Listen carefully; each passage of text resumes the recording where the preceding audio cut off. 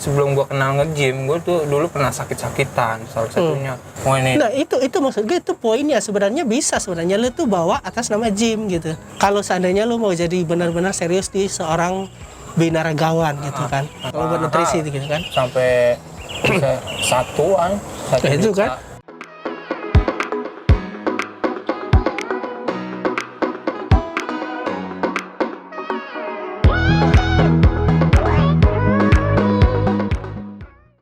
Terus pandangan nih orang tua lu gimana sih ngeliat lu nge-gym? Jujur kalau untuk orang tua gue, kebetulan orang tua udah nggak ada ya kan, bokap nyokap sama abang gue udah nggak ada, abang kedua nggak ada. Itu gue paling kalau untuk ngeyakinin keluarga gue, salah satunya kan ngeyakinin dong. Iya. Kalau gue ngeyakinin keluarga gue pengen bisa buktiin aja kalau gue nih olahraga, gue buat sehat gue juga. Gue sebenarnya sebelum gue kenal nge-gym, gue tuh dulu pernah sakit-sakitan salah satunya. Ya gampang lah, ya kan orang-orang yang nggak suka olahraga gampang-gampang bisa masuk virus atau segala macam itu. Gue sering. Sampai keluarnya cepet ya. Geblek. Anjir ngomongnya begitu. Enggak, ya itulah.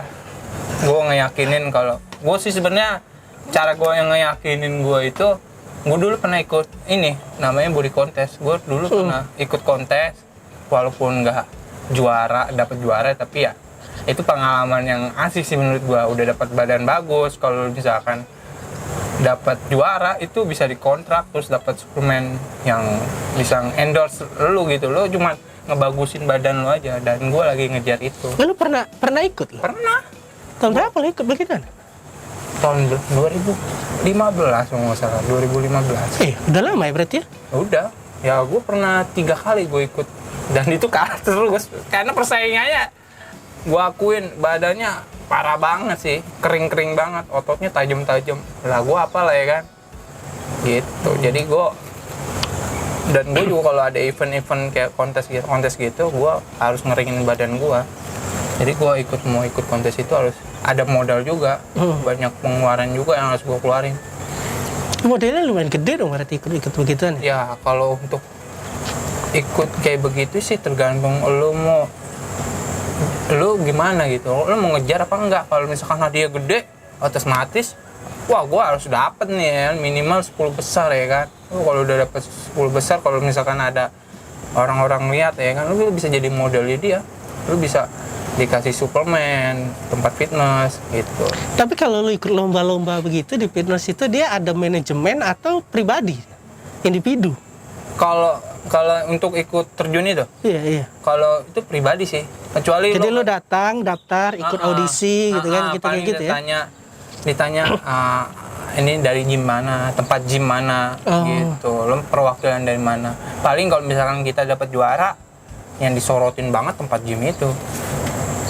Jadi kayak ini. Nah itu maksud gue, itu poinnya sebenarnya bisa sebenarnya lu tuh bawa atas nama gym gitu. Nah, gym mau nggak biayain gitu. Ya kalau lu biayain gua nih daftar, misalnya kan pasti ada biaya pendaftaran kan, biasanya kan gitu audisi kan. Lu lah nanti kalau menang kan gym lu juga yang ini gitu kan. Nah gini, kalau menurut kata lu itu tadi, gue pernah kayak gitu. Cuman kan minimal kalau lu mau dapat komisi juga dari tempat gym ini, lu harus masuk juara, dan gue harus ngejar itu. Dan gue belum sampai masuk 10 besar karena persaingannya kan wah parah, plus fotonya tajam.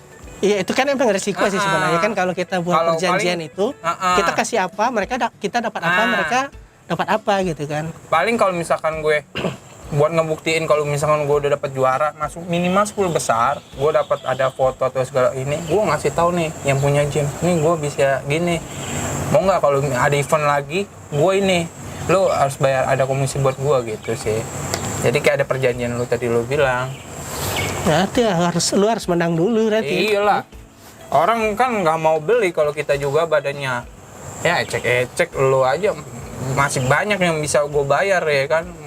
Ini ada yang bagus ya kan. Lu masih minimal harus ada nama lah di luar sana, bawa nama gym gua. Kalau lu udah dikenal orang, gue berani bayar lu gitu. Tapi perhitungannya tuh begini loh.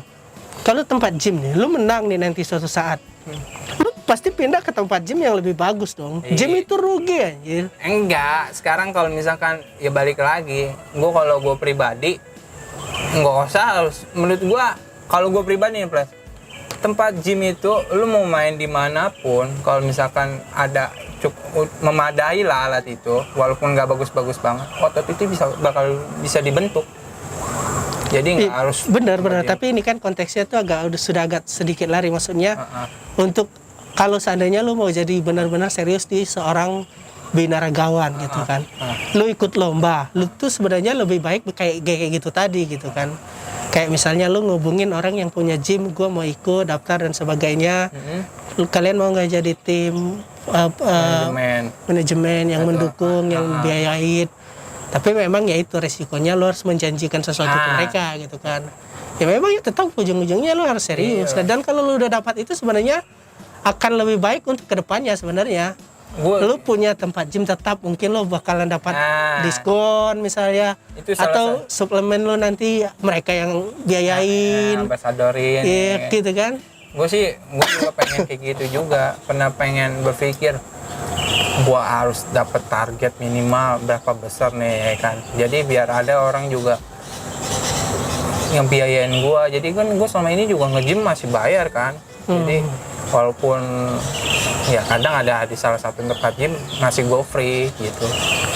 Lu nge-gym udah berapa tahun? Nge-gym gue udah hampir 13, 14, 15, 16, 17, 18, 19, 20 8 tahun ya? Iya.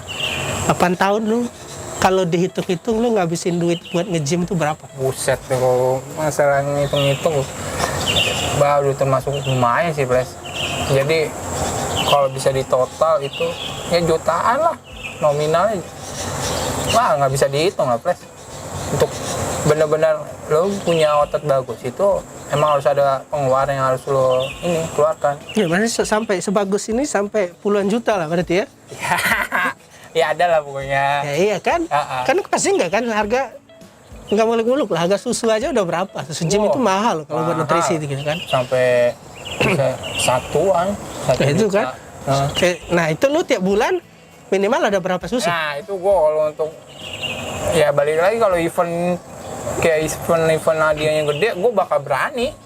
Mau pengeluaran gue kayak lebih banyak, gue berani. Orang dia lebih gede kan, gue bakal dapat yang lebih gitu. Ya kalau di masa sekarang nih, masa-masa sekarang nih, kalau keadaan kondisi lu nggak ada lomba, nggak ikut event, nggak ikut kontes, itu biasanya lu minum susunya sebulan berapa botol habis? Berapa? Atau dia saset atau gimana? Kalau untuk itu ada yang namanya kayak toples, ada yang ini apa sih, plastik gitu. Nah gue biasa toples, dan itu untuk itu 2 bulan sih biasanya gue bisa sampai habisin satu toples itu. 2 bulan? Satu toples itu harganya? Bisa 1 juta lah. Ya lumayan anjir. Iya kalau gue itu event-event aja. Itu belum di ini loh. Lu baru minum susu loh, belum lu makan ayamnya, lu makan telurnya, nah itu nasinya lagi. Maksudnya tapi itu. Lu sedikit makan nasi ya berarti ya? Ya tetap makan nasi kayak normal orang pada biasanya. Yeah. Cuman yang kita hindarin tuh minyak-minyakan, santan. Kalau itu untuk di hari A-nya nih kita mau kontes itu kita harus benar-benar off makan itu. Nggak makan itu sama sekali. Makannya rebus-rebusan sayur, misalkan sayur itu yang benar-benar bening. Jadi yang santan, goreng-gorengan itu kita hindarin biar otot kita juga kuat. Sebenarnya kalau dalam kontes itu yang dinilai apa sih? Yang ototnya gede atau ototnya ya tadi lu bilang tajam atau gimana? Nah, jadi kalau gue bisa nyimpulin, kalau misalkan gue kontes yang dilihat penilaiannya itu pertama ya emang ketajamannya ya. Jadi ototnya itu bener-bener bagus ya kan, yang beda lah dari orang-orang biasa ya kan. Terus simetris. Nah simetris itu ini sama perut harus sama. Kadang ada orang ininya gede, ini kecil, perutnya kecil, jadi nggak seimbang. Jadi itu yang dinilai menurut juri itu simetris. Itu yang paling bener-bener, wih ini bagus nih, ini layak nih. Soalnya yang gua lihat yang dapat juara yang kayak gitu. Simetris. Tapi ada loh yang ikut kontes, gue lupa siapa ya, binaragawan juga dia. Justru badannya tuh lucu karena pinggangnya kecil, kayak Popeye lah kan lo. Pinggangnya kecil, ininya gede, pokoknya dari sini gede. Tapi dia jadi binaragawan. Serius? Serius. Kalau ada Gue lupa sih, ada Rai ya kayaknya. badan gede, Badannya kepala gede, kecil. kepala kecil. Di sini juga agak kecil, pinggang ada Rai itu kecil. Iya, kalau ada. Nah itu maksud gua. Nah, kalau tapi kan dia gede maksudnya. Tapi kalau ototnya ada memang, ototnya ada memang. Itu kalau menurut gue sih untuk kelas ADR sih udah termasuk simetris, udah bagus banget. Mungkin yang di luar sono ada, nanti gue bisa kasih tahu. Itu iya tadi gue bilang ininya gede banget nih. Ini gede, iya benar kayak lo bilang Popeye, itu ada. Itu yang namanya steroid. Jadi bahkan maaf kata nih, dadanya udah kayak menyerupai dada perempuan. Itu bukan otot aja, Iya, silikon iya, aja, silikon aja. Gue bilang ada itu yang namanya jalan pintas kayak gitu tuh. Aduh. Tapi kalau lo bilang harus simetris, berarti setiap latihan ada caranya berarti Treatment kan? ya, ada Bukan treatment hanya khusus. angkat berat gitu kan? Kalau untuk mendapatkan badan simetris itu emang harus ada caranya. Jadi apa nih menurut lo, kayak mungkin nih di sini tangan lo kecil, yang di sini kecil, di sini gede, otomatis yang ini harus ngimbangin ini.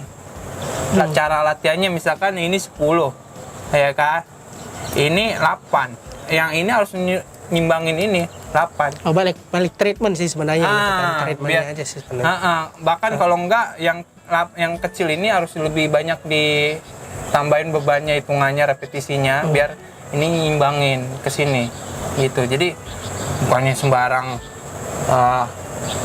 punya badan bagus mainnya ngasal, ya salah. Ya kayak orang-orang itu kan ada yang bentuknya di sininya jadi nih, sininya jadi tapi sininya nggak jadi. Nah itu kenapa kira-kira itu? Itu mungkin dia nggak favorit juga bisa, jadi ya sekedar ini aja pengen nonjol di bagian tertentu ini. Nah, bisa gitu ya? Gitu bisa. Mungkin itu salah satu nggak favorit. Kayak gue nih, perut gue kan kayak ibu hamil nih, mau gue kecilin perutnya doang, bisa? Bisa. Tanpa gue harus ini? Bisa, ya pertama jaga pola makan. Itu nggak muluk-muluk sih, semua binaraga atau semua atlet-atlet jaga pola makan. Terus ya emang harus, kalau nggak mau nge-gym ya kita harus banyak kayak kardio di rumah atau main bulu tangkis, main bola. Itu otomatis perut kita bakal turun. Iya, karena banyak juga orang yang baru mau masuk gym karena pengen badannya bagus, asal masuk, asal latihan, tapi kok badan gua gini-gini aja. Nah, itu mungkin banyak faktor juga sih. Kita jangan menilai langsung dan akhirnya biasanya orang-orang yang kayak gitu langsung putus gitu. Jadi nggak mau ke tempat gym lagi. Toh gua nggak dapat perubahan. Ya semua itu butuh proses gitu loh. Ya kalau lo mau emang dapat badan bagus ya lo harus, maaf kata ya tadi kayak kita singgung di awal, ya itu namanya steroid, itu jalan-jalan pintas gitu. Ya semua proses gitu, nggak langsung blok lu lanjut. Minimal dalam kita nge-gym itu minimal dalam per 3 bulan atau 5 bulan itu harus ada perubahan yang menonjol untuk diri kita sih. Walaupun emang nggak segede langsung gede gitu, harus ada perubahan lah dari sebelumnya. Jadi kalau misalkan belum ada perubahan juga, berarti ada yang salah dari kita. Entah pola makan kita, pola istirahat, atau pola latihan kita. Lu awal-awal nge-gym dibimbing sama, ada bimbingan khusus, ada trainernya nggak sih? Gue sih sebenarnya kalau untuk yang ngebimbing atau ngajarin gue kayak semacam personal trainer nggak ada. Cuman gue belajar dari ini sih, dari internet. Dari situ gue bisa ngebandingin. Kadang ada juga orang yang kayak sok-sokan ngikutin online tuh bener-bener pure ngikutin, dan akhirnya nggak dapat apa-apa ya untuk dia. Jadi kita belajar tetap dari online, tapi kita harus tetap sesuaiin dulu nih. Bisa nggak untuk kita, kena nggak di otot kita. Kadang orang sok-sokan ngikut bener-bener langsung dari online, ternyata nggak dapat adanya apa-apa. cedera nanti, Iya, bukan cedera. jadi gitu kan. Dan gue pernah ngeliat di tempat gym gue juga pernah gue lihat tuh Dia main latihan dada dan saking mungkin gengsi-gengsian kalau menurut itu orang, dia main beban sangat berat tuh, ya kan, berat, dan akhirnya dia nggak bisa ngangkat. Gue bilang, untung ada orang, kalau nggak ada orang, wah itu kan bakal ngebayain diri dia sendiri. Wah, gue udah sampai sini ples, lu gini-gini, gue ngeliat, untung langsung diangkat, kalau nggak jadi tempe nih orang. Ya dia ngandalin otot, nggak pakai otak. Iya, ya semua tuh harus Harusnya kan Nah, kita koneksi nge-gym kita memang juga. mau gedein otot, tapi pakai otak juga dong, bilang gitu lah. Koneksi ke kita juga harus ini kena nggak, kuat nggak kita. Kalau nggak kuat jangan terlalu dipaksa lah, gitu sih. Harus memperkirakan juga, jangan langsung wah gua kemarin bisa main 30, gua main sekarang 60. Yang ada tipes, yang ada. Gue pernah kayak gitu, gue pernah jujur ya. Gue awal-awal banget tuh gue nge-gym. Gue emang satu hari itu gue sampai 3 kali latihan tuh. 3 kali latihan, gue sampai ditegur sama yang Sudah punya. kayak minum obat lu. Iya. Dan gue ditegur sama yang punya gym. Lu ngapain nge-gym 3 kali gitu. Ini nggak bakal membuat otot lu gede katanya. Yang ada bisa lu membuat tipes. Bener. Dan akhirnya gue bener-bener pernah dapat gejala tipes, hampir gejala, belum tipes. Gue badan gue sakit banget dong, bener-bener sakit tipes. Jadi kayak gue harus gue ubah gitu. Gue ubah pola latihan gue yang sehari 3 kali itu gue rubah, terus pola makan gue juga banyak sih. Iya, berarti nge-gym itu bukan hanya sekedar ini sih sebenarnya, memang berarti ya.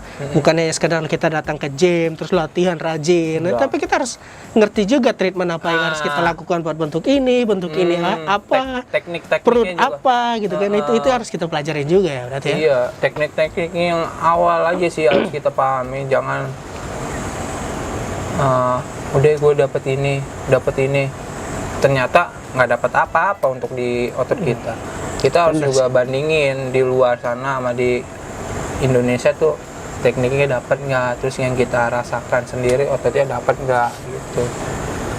Ya lah, kalau gitu kasih pesan lu lah buat kalau misalnya orang-orang yang baru mau mulai nge-gym itu harus ngapain aja, apa yang harus dilakuin kalau mau ngikut atau mau mulai aktif di gym, harus ngapain aja kayak gitu. Kalau gue pribadi, untuk orang-orang pemula di luar sana yang ingin dapat badan bagus, ya kita tetap harus berjuang. Yang pertama, konsisten, ya kan? Jangan lo deh makannya jorok, terus sering tidur pagi, ya lo nggak bakal dapat apa-apa. Kita harus benar-benar ngenalin diri kita sendiri sih. Lo badan lo mau kayak gimana? Berarti kalau makan lo juga harus lo jaga, itu aja sih. Jangan lupa siapin modal ya. Iya, modal. Itu yang paling penting soalnya nih. Mau makan sehat itu harus ada modal dong. Jangan beli obat tuh harus ada modal dong. Ya harus ada penunjang juga. Kalau nggak ada itu ya nggak bakal mau sampai kapanpun sih gitu. Oke lah, thank you.